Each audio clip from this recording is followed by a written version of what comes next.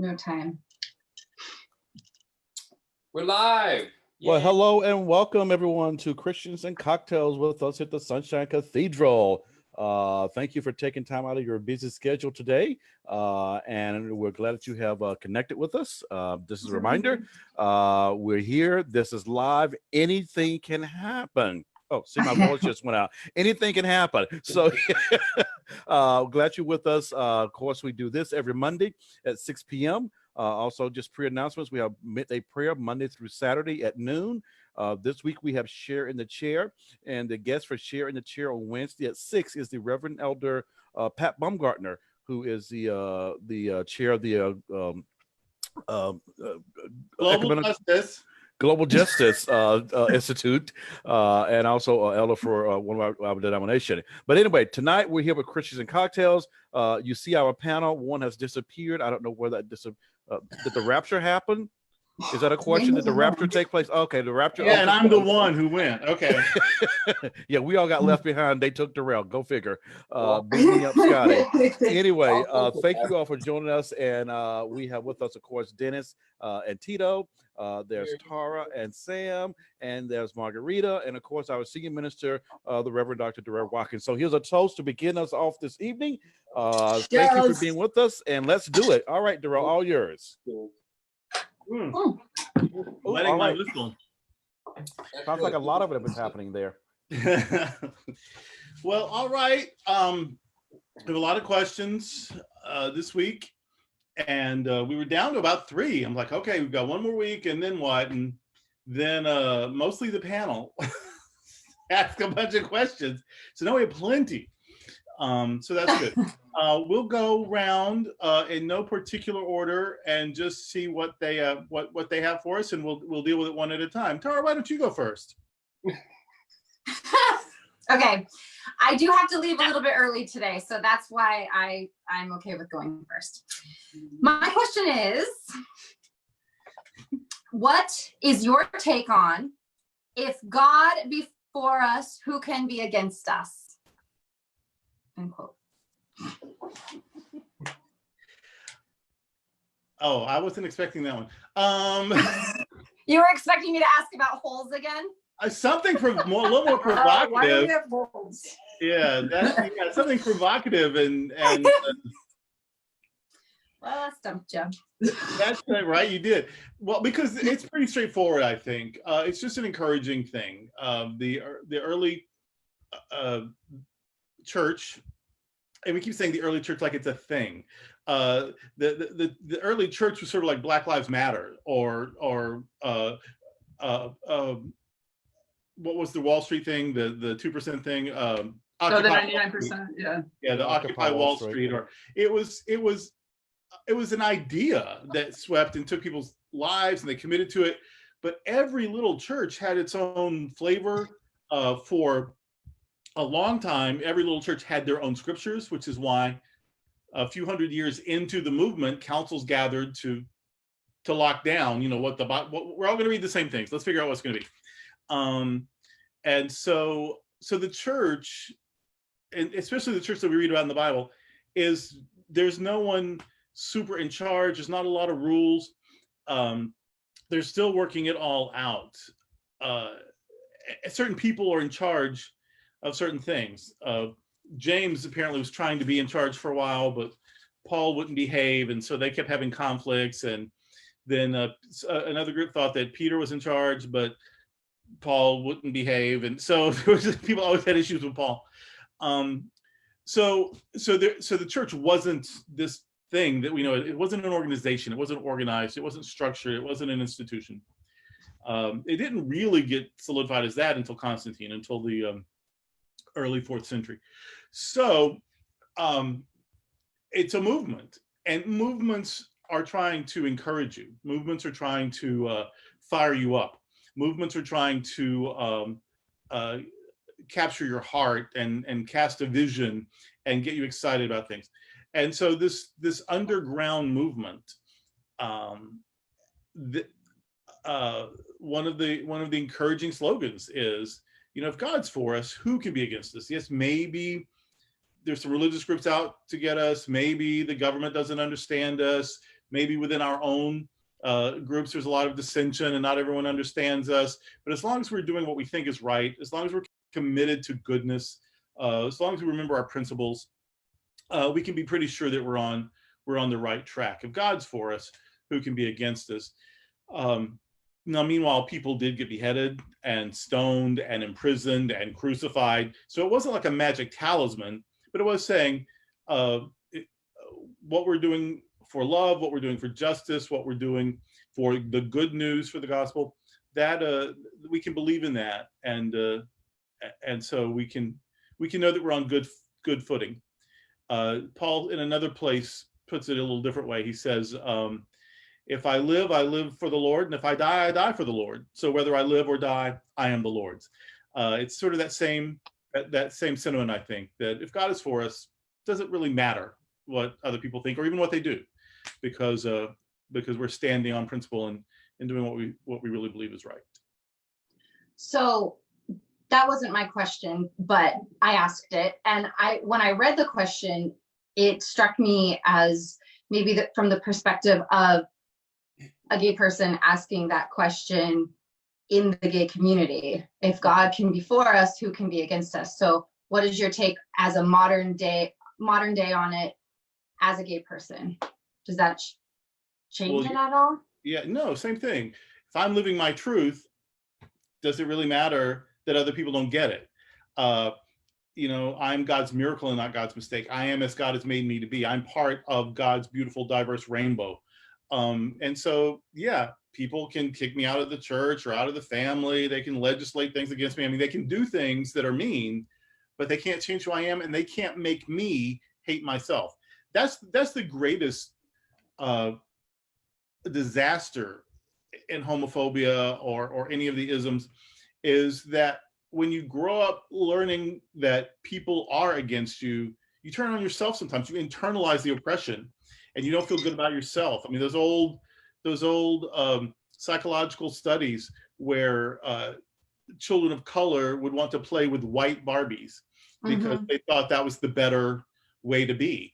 And so whenever you internalize oppression, whenever you, we got hate mail a few weeks ago from a woman, complaining that we let women speak, that we call women reverend, and we let them do things on these shows and whatnot, and the women shouldn't teach men, although this woman felt very comfortable in teaching me that.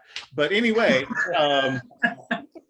but no, where you don't even want to hear, if you're a woman, you don't even want to hear a woman speak about certain things, or if you're gay, you don't want anybody to know, or you think it's a shame, or when you internalize the oppression, that's the real tragedy. It's none of my business what you think. I can't make you like me. I can't make you accept me. I can't make you respect me. But if I let you take away my self-respect and my self-love, that's the tragedy. And so that can be an encouragement. Like we're God's miracle, not God's mistake. So trust God's love. Don't worry about other people's confusion or prejudice or hatred. Trust God's love. If God is for us, who can be against us? It actually is very applicable, and the spirit of the text remains true. Thank you. Sam, you sitting there? I am. You got something to say? I got something to say. Always. When did religion become more about what happens in the afterlife than explaining the world around us? And I ask this because I've been reading up a lot on Greek and Norse mythology, and how the whole idea was trying to explain why it doesn't rain or why the sun comes up or whatever, and then the gods do that. And then my interpretation of religion has always been it's all about what happens after, or what happened to us before, or kind of not necessarily what happens on earth. So right. Jesus his message was about the kingdom of God, or the realm of God, the commonwealth of God, the anti-empire of God, the kingdom of God. So this realm of God, or anti-empire of God, this reign of God, it was for here. Now we have way after he's talking about that, thinks that's some sort of cosmic country club for when you get to later. But Jesus was very clear about the realm of heaven is in your hands, the realm of heaven is at hand, the realm of heaven is coming imminently, or it's here now. He prayed, let your will be done on earth as it is in heaven. The reign of God was over against the reign of Caesar. So our beginnings is about toppling systems of domination and power, where there's power over instead of power with, where a few 2%, where a few benefit at the expense of the many.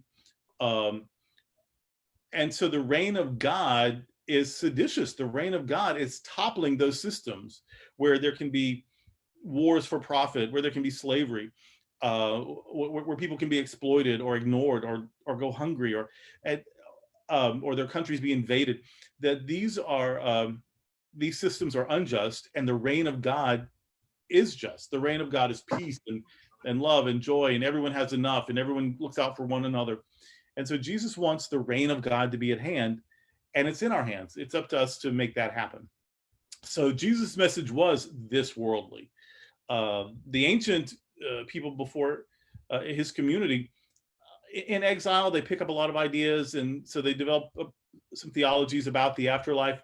But originally, they really gave it very little thought at all. People went to Sheol, which is just another word for the underworld. And that's where you went. It was just this sort of shadowy existence where you sort of rest. Sounds kind of dull, actually. And so your reward was how you were remembered. If you had a lot of kids, you were remembered by your family. If you had a lot of wealth, you were remembered by being important in the community.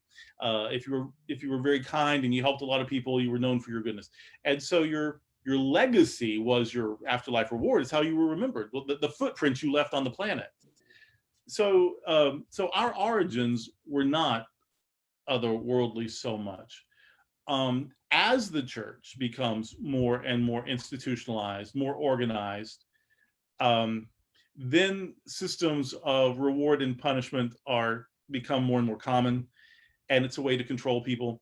And so the institutionalized church begins to look a lot like the imperial governments that the reign of God opposes. And so you have a patriarch or a pope who looks all the world like a king or an emperor. In fact, bishops are sometimes called the princes of the church. They are enthroned. They wear mitres that look all the world like a crown. And they have croziers that look all the world like a scepter. And so you have especially after Constantine, the church looking like the empire more than challenging the empire. And so now the church doesn't have a lot of temporal power unless countries convert and their state religions, and then they work hand in glove. But on its own, it doesn't have a lot of power. So it has claimed power over the soul. Do it our way, or, and so if you do it our way, here's the reward. If you don't do it our way, here's your punishment. And there's even ways, maybe you can buy some indulgences. Maybe you were in the club, but you broke a lot of rules, so there's some purgatory, but we can pray you out of that. Like there's a lot of ways around things, but all of that happens long after Jesus, hundreds of years after Jesus. And also that really, I could not say with certainty, I'm not a church historian, I could not say with certainty even the time period that super took hold, but I do know that it was a useful tool for control in the Middle Ages when people are dying of smallpox. Maybe walk into a room fine, walk out of the room covered in spots. By breakfast, they're dead. Just by being in the room with someone like that, you could have it. Serfs, are working themselves to death. People are dropping dead at 25 and 30. At 30, they may already be grandparents. I mean, when life is that hard, it's sort of easy to convince people, but it's okay because the next one's going to be so much better. So this one is brief and hard and terrible, but just keep making me money or doing what I say, because the next one, that's where you get your reward. So not only is all this suffering brief, it won't be repeated. The next life is your turn. You get to eat the good food and live in the good place and live forever. And so in the very harsh Middle Ages, it was certainly used to affect to the benefit of kings and bishops and that sort of thing. And that's also where the theology of atonement really took hold, where absolute monarchs rule the world, and so God is envisioned as an absolute monarch. And if you offend an absolute monarch, if you offend the czar, if you offend the Kaiser, if you offend the emperor, if you offend the king, if you offend the Grand Duke, you have to be banished or killed or locked in a tower. You can't be in communion. You can't be at court anymore. You may not be able to live anymore. And so Anselm, he was an archbishop in England. Anselm says, comes up with this idea that God is like that, but God, being merciful, gives us a way out. And that is for all of the things that we do wrong, that separates us from God's grace and mercy and favor, Jesus took the punishment. And so even though we are filthy rags, we still get to be in communion with God, because we deserve to really be smacked up. We deserve to be locked in the tower or beheaded or banished from the kingdom. But Jesus took that for us, and that's what the crucifixion was. And so now we get to be okay with God. It seems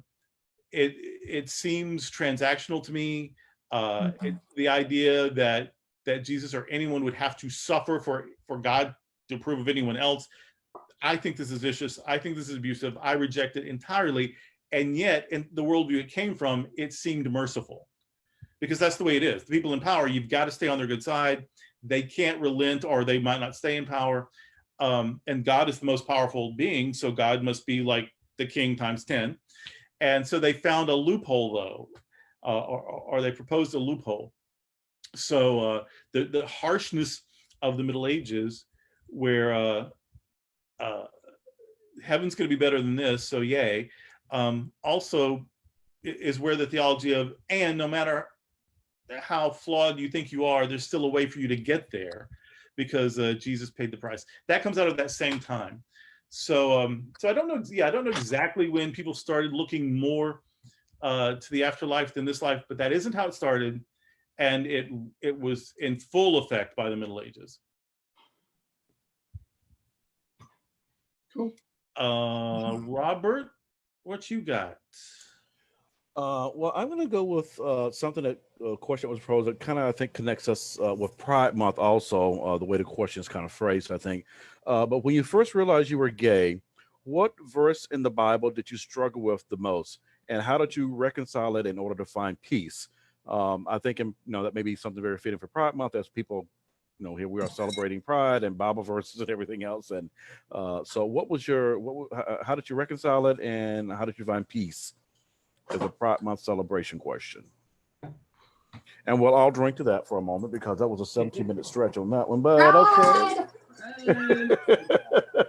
How do I get your red stripe? I'm for it.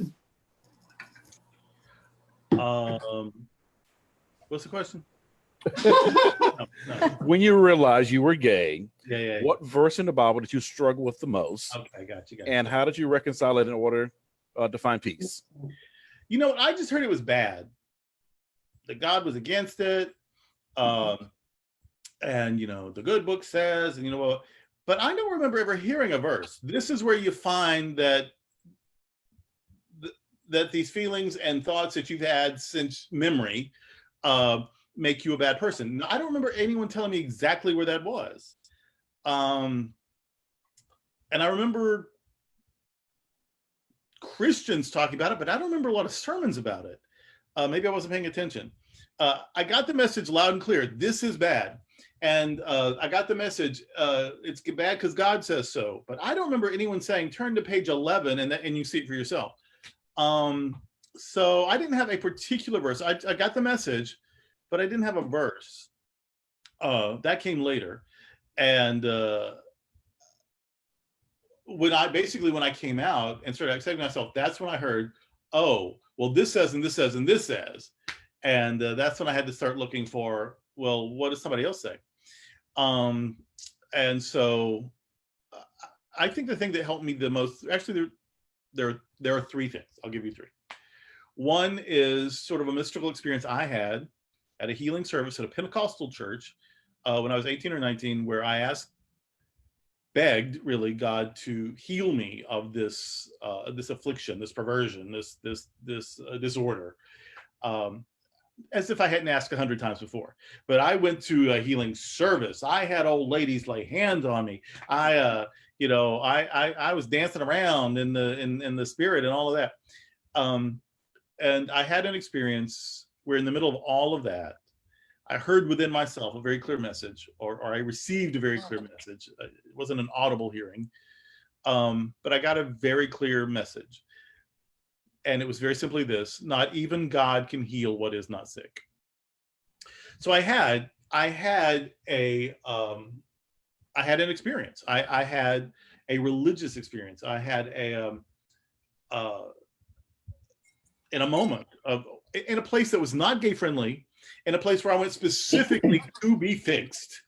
I had this experience where I hear within myself that not even God can heal what is not sick. So that was one thing.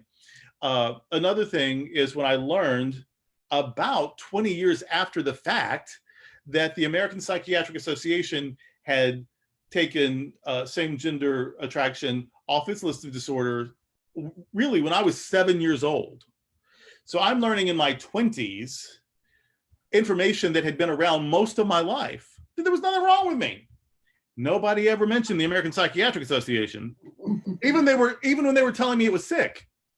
They didn't tell me the medical professionals who said long ago, not sick. So that was really empowering information. I learned, oh, it's not sick. So I have a personal experience that's validating. I have science then that is validating. And then I don't remember the time, but I remember the feeling of when I just stumbled across. I now use it routinely, kind of like dental floss. I just use this routinely. But when I first read or realized, when it stuck in my head, when I read 1 John 4:16, God is love, and whoever lives in love lives in God, and God lives in them. So yeah, science, reason, personal experience, and then a scripture about God being unconditional, all-inclusive love who expresses when we are in love. Now, I took all of that in my prayer life. God and I had a lot of, like, this is the way it is, and this is the way I seem to be, and I've asked you to fix it and you won't, so this must be okay. Plus, what's so terrible? I'm being nice to people being nice to me. We have a community, we're raising money for AIDS. We're protesting oppression. We're doing good things. What do you find so objectionable, God? And so there was a lot of internal struggle, a lot of prayer, a lot of breakthroughs here and there. But I guess the three things that helped me the most were the information from the American Psychiatric Association, a personal experience in prayer, and then this verse that while people were throwing verses at me like weapons, no one mentioned God is love, and whoever lives in love lives in God, and God lives in them. And that love, you love someone who has, you have a Y chromosome. The person you love has a Y chromosome. Love is love, and it says whoever lives in love, not whoever lives in love with someone who has a different chromosomal makeup. So those are the things I think that kind of snapped me out of the self-loathing and whatnot.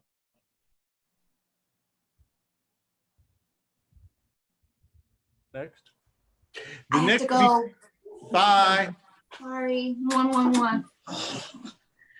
She's got to go do teacher things. Margarita and I have a thing too. Margarita, when is that thing? 7? At 7:30. Oh, 7:30. We got a lot of time. Yeah, we have time. Okay, so Dennis, ask me something. Okay, with everything that's going on, I thought this question, and this is one of my questions. So how do you reconcile competing ideals in the Bible? I mean, the Bible has a lot of contradictions and conflictions and things like that. Like, for instance, an eye for an eye, or turn the other cheek, versus turn the other cheek, or, forgive your brother 70 times 70 times 7 times 4 million, or whatever. So how do you reconcile those competing ideals when you come across those? They come from different times. They come from different periods, and so they're expressed in the language and the imagery and the experiences of the day. They both actually communicate the same idea, though. The eye for an eye is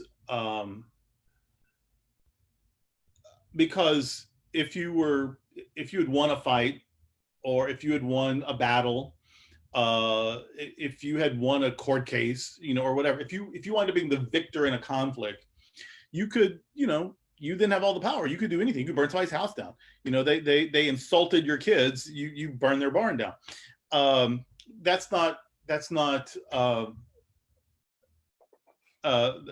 way over. That's overkill. And so the idea of justice, the idea of mercy is you can't do worse to someone than they did to you. So if someone punches you in the eye, you get to punch them in the eye. It wasn't calling for revenge.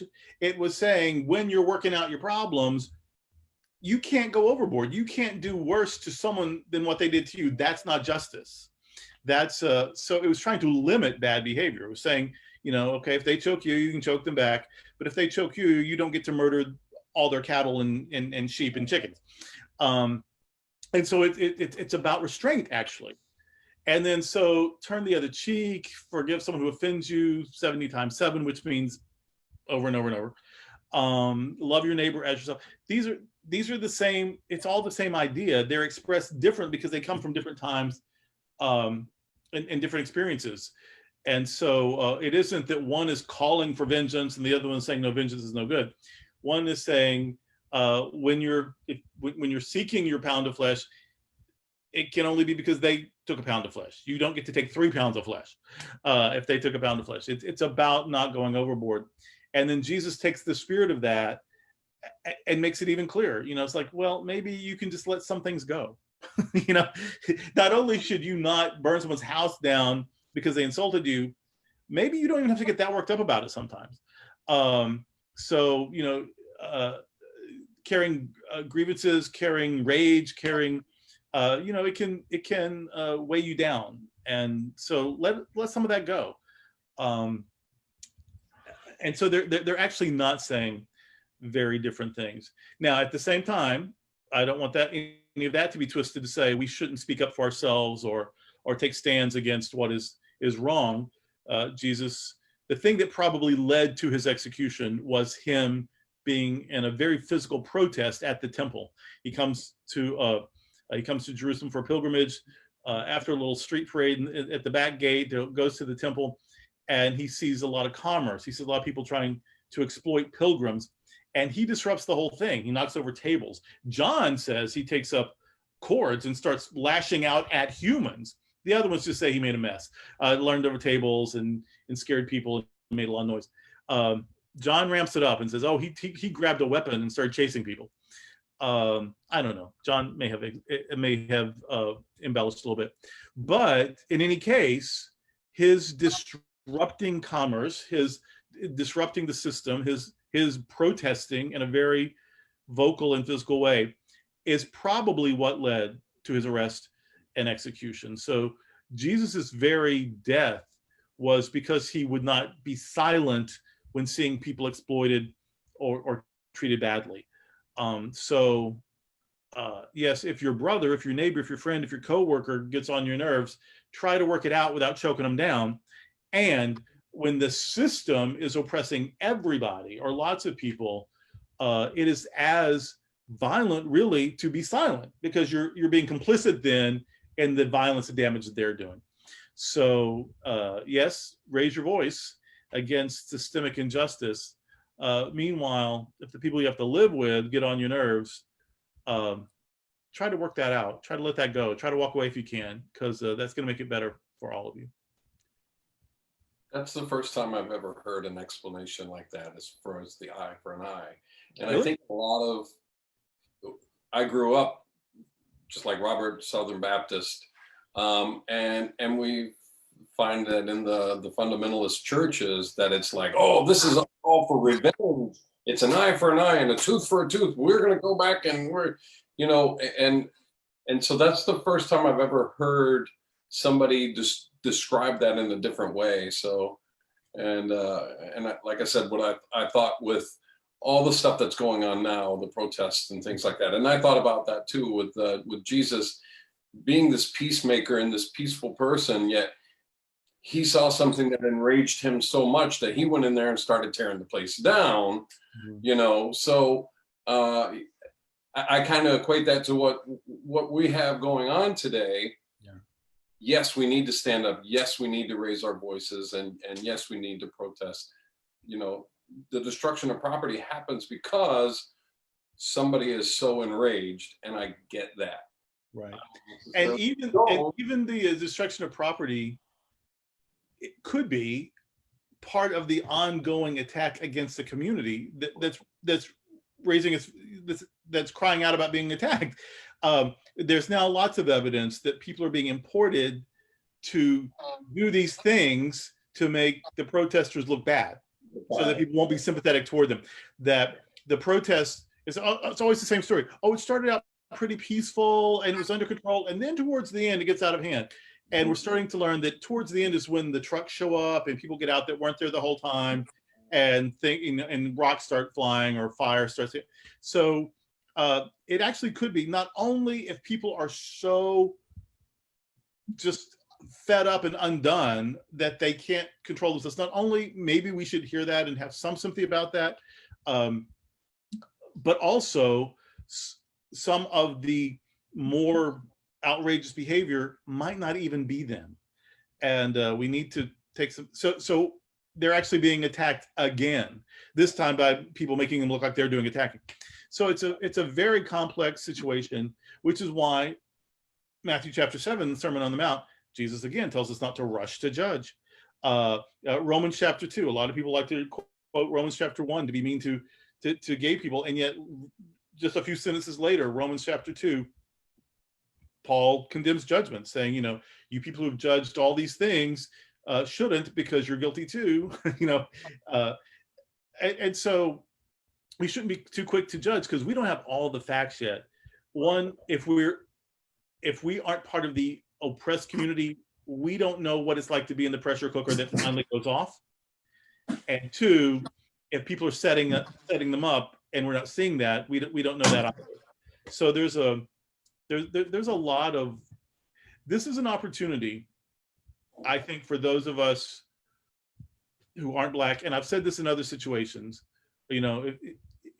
instead of quoting scriptures that gay people to make them hate themselves or be afraid of people, why don't you listen to their stories and hear what they're telling you about what they've experienced and what they need and who they really are. Listen to the people telling you what it's like. And I think that's the same thing here. People are saying, we've been being picked off, and by government, people representing government, sometimes in the highest level, the response to things are, oh, those are thugs. And meanwhile, when other people do things, it's like, those are good people. Well, those good people look different, don't they? And so maybe instead of rushing to condemn vandalism, or maybe we should not only look back and see what's really happening, there may be more going on than we realize, but also listen to the people. Maybe people are telling us that they're hurt and they're angry, they're fed up, and they didn't feel heard any other way. Maybe it's time for people who aren't African-American to take a step back and listen. And we might learn something, we might be better allies. We might can respond with some compassion instead of knee-jerk, oh, it's wrong to attack Target or whatever. Well, and there may be more to the story than we know anything about.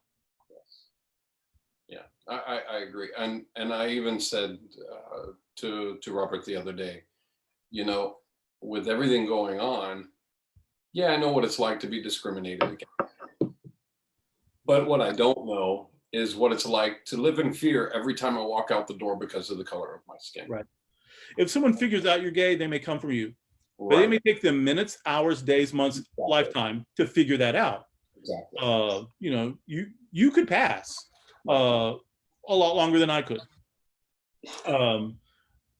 Back in my trying to pass days, what I did was stay quiet a lot. Because if I were vocal, if I moved around a lot, I would not be able to hide. So I just didn't say much. So when I came out with a vengeance. Ta-da! I really lived out loud. because I didn't have to hide anymore.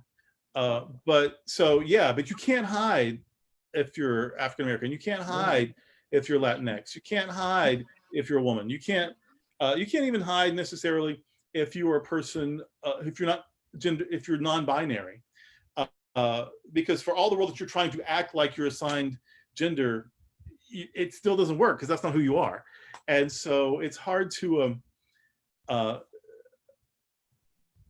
there are different, and that's the other thing also. I know what it's like to be discriminated against as a gay man. I don't know what it's like to be discriminated against a woman, as a woman. I know what it's like to be discriminated against as a man who doesn't seem like what society says manly people act like. I don't know what it's like to be discriminated against as a transgender identified person. I don't know what it's, I know what it's like to be discriminated against as someone living with HIV. I don't know what it's like to be discriminated against because of being a person of color, or being an immigrant, or being a refugee. And so we all have privilege and we all have peril. And we shouldn't say, well, because I've known this peril, I understand your peril. It's all different. And so my peril doesn't mean I get your peril. My peril means I should be a little more open to hearing about your peril, because I do know what peril is like. So, so yeah, if someone says, okay, you're speaking from your privilege, don't get defensive. You probably are, because we all have some privilege. If you're male, you have male privilege. If you're white, you have white privilege. If you're, if you're middle class or above, you have class privilege. If you're highly educated, you have education privilege.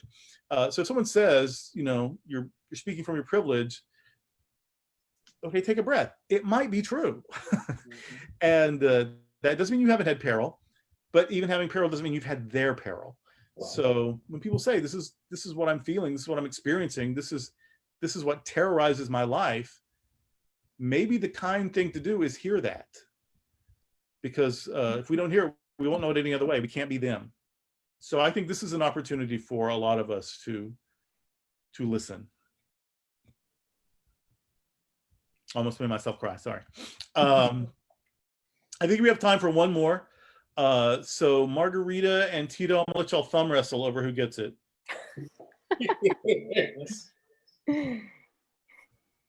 Go ahead. Who wants it? Well, I was actually looking at if it's brief, we can do two. I was looking at the post, and Darren, our producer from Sunday for It's Happening Out. Yeah. He says he has a question. He says, I just got a curfew alert from my area in response to the riots from last night. To me, it's obvious riots are a form of communication from the unheard. Exactly. And history usually looks back favorably on them. The Boston Tea Party, Stonewall. These were events of the unheard. It's the final straw to insist that the communications gets gotten. As a Christian, how can we communicate back and support Black Lives Matter? I'm just a guy, a Latino white gay guy. How do I contribute in overcoming systematic racism that is costing lives?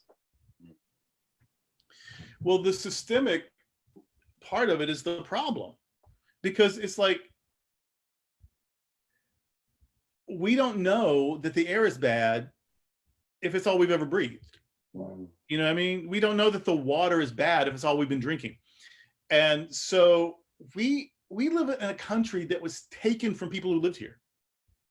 There was a native population, native to this place. And now the handful of survivors are put on reservations. There was the whole Trail of Tears, disaster, the broken treaties. Even now, the Navajo elders are suffering disproportionately from COVID. It's basically just wiping out a community again, like happened with smallpox and whatever in the beginning.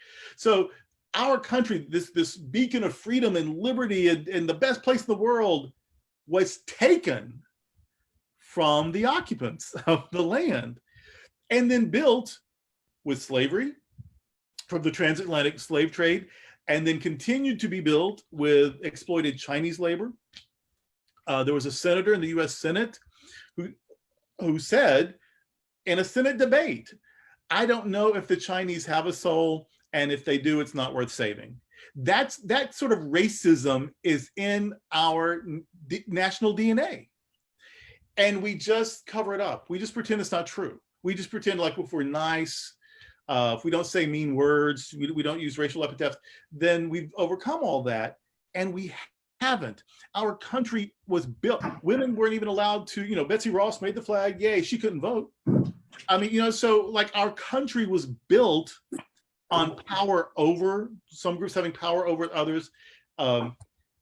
It was built on exploitation and oppression. And every single,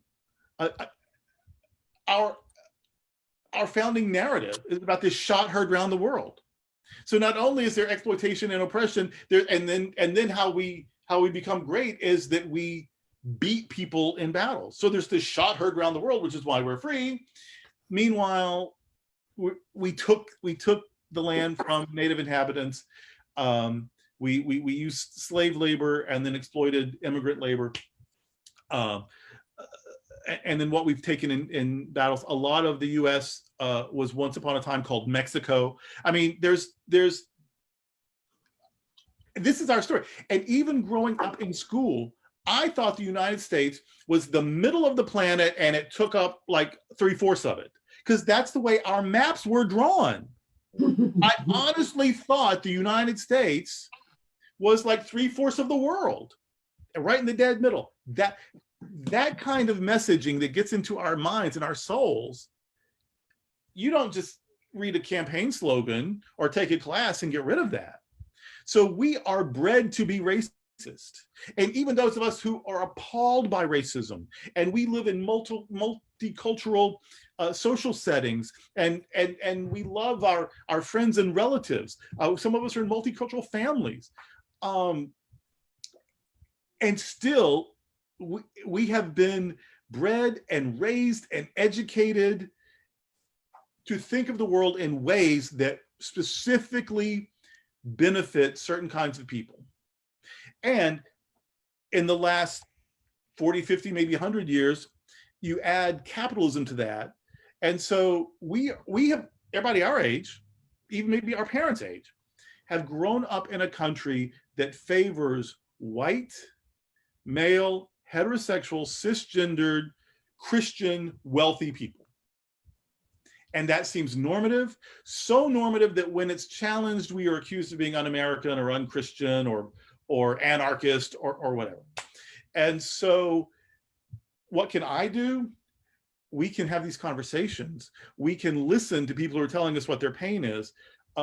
We can vote for people who don't say ridiculously and obviously racist things. We can work but this changing a system that was designed to be this way and been this way for a couple of centuries already, that's not getting fixed in our lifetime. But if we don't start doing what we can do, it won't be fixed in anybody's lifetime. So I got a little excited. Making myself cry a minute ago. Now I'm about to, get on a soapbox. Let me calm down. Reach. But no, we are, for people to say, I don't have a racist bone in my body, then you're not from here. Because US bones are racist bones. And even people who aren't white, they still internalize oppression, just like people who aren't straight internalize their other people's homophobia. And so, people, and just like Stonewall, the police brutality, a community being targeted, and finally some queens, some trans ladies, somebody said, not today. And, and then 5 days of in the street and trash cans on fire and rocks throwing and the police came in, and then the people would go around because they knew the neighborhood, the police didn't. So the police would come in, the people would disperse and then come back around the police and surround them. It was a war, it was a battle. And we have this big rainbow Sunshine Cathedral logo now because of that battle. Now, there was already MCC, there was already the Homophile Society, there was already, I forget the guys, and there was the Daughters of Bilitis, the guys in the suits, maybe that was the Homophile Society. Anyway, there were other people trying to do things, but the moment people noticed, the moment people noticed was in 1969, the summer of 1969 in Greenwich Village. And what got noticed was an undeniable conflict. people raised their voice finally in a way that got heard. And that's happened with the Watts riot. So in our own mythology, that happened with the colonies against the British Empire. We can, from our places of safety and privilege, be super angry when people can't take it anymore and they erupt. And yet those eruptions are when they finally get heard. It shouldn't be that way. I wish it weren't that way. But even the people who insist on fighting nonviolently, it is still a fight. When Gandhi and his people laid down for the British horses to run over them, taking that kind of risk, that is still a fight. That is still physical risk. When people lock their arms and they face the dogs and they face the hoses, that's still violence. That is still resistance. That is bodies get bruised. And that's what gets attention. So yeah, it shouldn't be that way. And yet everything we celebrate, that's how it was. Stonewall, Boston Tea Party, shot heard around the world, the civil rights movement. And we know that oppressors usually don't just change. They usually don't get enlightened. What happens is people find ways to finally be heard. Other people start listening, they get allies, and then that alliance forces change. So yeah, I don't want anybody to key my car. I don't want my favorite store to be shut down for a week because it was damaged. I don't want any of that. But what I more don't want is for people to be killed by the state because of who they are. Exactly. And if we're not going to change that, we don't get to criticize the people who said, I'm not taking it anymore. Exactly. Darrell, let me just interject one thing, because I think you done preached a sermon. We need to take an offering, but we'll hold that offering for right now. God bless and keep us. May God stay shine upon us and be gracious to us. But I think that you said several key things. One thing I want to echo on is like, it's about the listening part. Like, I think that if we just take the time to listen to each other without needing to even reply sometimes, that can go a very long way. Because sometimes when we're in the process of talking, or people in the process of talking, everyone wants to jump in with a quick fix. And sometimes the fix is just listening.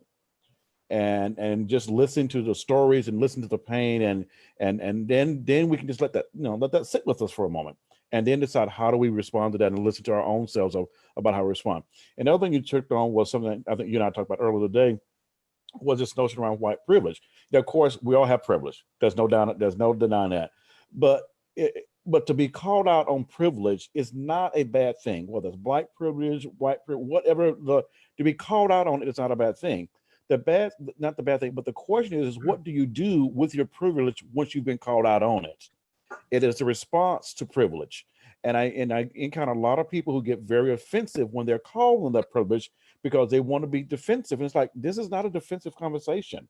It's just someone has pointed something out to you that you might want to take a moment and look at, and then think about, well, yes, I do have this, and how can I make my community, my town, my work better with the privilege that I do have, versus it's us and them, and I have and you don't have. But privilege is empowering, and it all determines and depends on how you want to use it. How are you going to use your power? The midday prayer today, the prayer was that, God, you've given us these gifts. We can't ask you to fix things for us. You've already given us all we need to fix things, if we will use our gifts wisely. We've talked about, we're about 3 minutes over, and whatever, it happens sometimes. But we've heard about women building the country couldn't vote, Chinese slave labor, Stonewall. It would be wrong. It would be inexcusable if we forgot the reprehensible way that Puerto Rico has been treated repeatedly throughout history, and especially in recent history. And so I wonder if Reverend Margarita has some thoughts about that. Well, I think we all saw what happened last year when the people of Puerto Rico felt that injustice, and they couldn't take it anymore, right? And they rose to the streets, and they did the protest. And I think that one of the things that we saw, yes, there were some vandalism, but it was contained to a point. I think it was gracious to see that they were able to not bow down and stay there and do it in very creative ways every night, but not giving to the power, right? Right. And there was tear gas, and they stood there, but they came back every day, not with the same pain, but in a different way, so they would be heard. And they sat down when the police stood in front of them, and they said, "We're here at peace. If you want to kill us, we're right here, but we're sitting down. We're not." So I think that was a lesson to the world in general. And right now they're still suffering from a lot of things. Yes. And there's still a call for a lot of injustice that the country is still going through. I think it was about listening. I think everybody came together from every part of the island. The rich, the poor, the black, the white, everybody. There was no division in doing that protest. And that was, I think, the difference was that during that time, they actually became one country. It wasn't a division, even if somebody had privilege and some, seemed to not have other privilege. But everybody, no matter what and where, they rose up to the occasion. And I think if we can figure that out as a country and just know that it hurts us all, no matter what, and we can come together and listen to the people and not be quick to judge, then we can make a difference.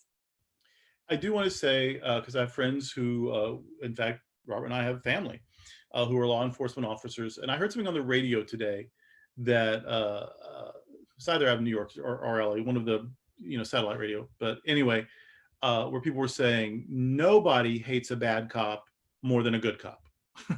So, we see these I saw a thing just today, some guy, his unarmed, hands in the air, still getting a full blast of pepper spray right in his face.